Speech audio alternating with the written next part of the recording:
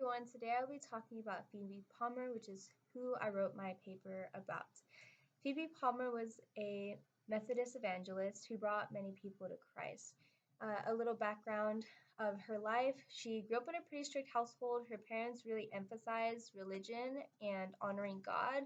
An example of this is that a bell would go off every time it was time for the family to worship together. So they really just focused on the family honoring the Lord together. Um, this kind of led to kind of scrupulosity that Phoebe experienced throughout her entire life. This was so intense that her siblings would even tease her for that, but regardless, she still continued to live her life in a way that honored the Lord. Later in her life, she marries Walter Palmer, who she ends up doing ministry with, and from that, they end up bringing a lot of people to Christ. One signifying mark in Phoebe's life is the death of her third child. And so, for a majority of her life, Phoebe didn't really feel connected to the Lord. She felt that she always questioned whether she was saved or not.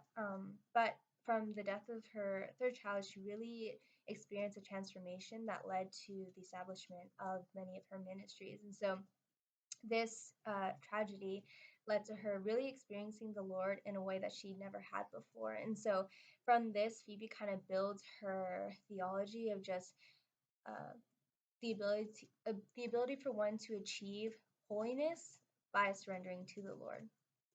And so, the articles and the sources that I found really proved this and really showed the life of Phoebe and how she established the ministries through from the death of her third child. And so, one of the sources I found was her personal devotions, in which she talked about a sister who felt disconnected from the Lord.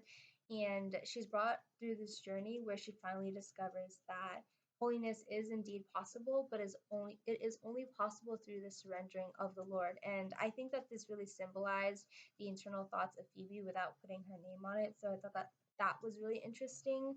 Other sources also provided information on just the background of Phoebe, for example, her home life, how she grew up, and then also just the story of how she lost her child and how God told her basically not to blame herself or the servant, but he he told her that this was a lesson for her to learn, and from that, she was able to build her ministry.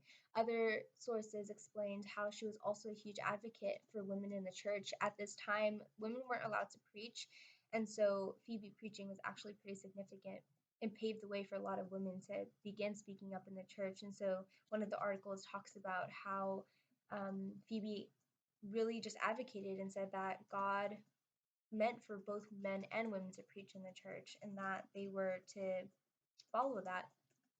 Other articles also talked about her achievements, and such achievements included the establishment of her ministries and also how she brought so many people to church.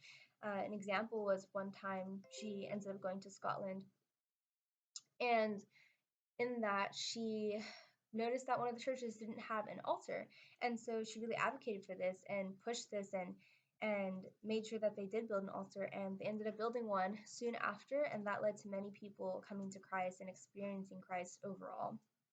um, Phoebe Palmer is um, her life really aligns with the holiness tradition. Foster talks about this in his book, and he talks about how she is a walking image of the holiness tradition, and this can be seen even just from not just from what she talks about her theology of being able to live a holy life, but also her story and the way that she honors God in all that she does.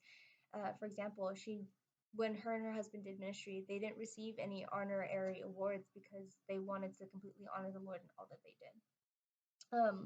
So overall, Phoebe Palmer really aligns with the holiness tradition. She's the walking image of the holiness tradition. As Foster said, she's an inspiration to many people, to many women. She paved the way for a lot of people to come to Christ and for women to speak up in the church. And she is an example of how we should live our lives, how it is possible to truly be holy and honor the Lord in all that one does. So she's an inspiration to me, and she really just spoke to just how to live a life in honor of the Lord. So that's what I wrote my paper on. Thank you guys so much for watching.